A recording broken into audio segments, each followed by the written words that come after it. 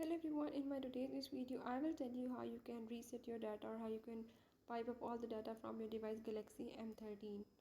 So if in this device, if you want to reset your data, like you want to erase all data from your device, you want to wipe up all the data, or you can say you want to do the hard reset, you can do it easily just by following the few steps as I will show you.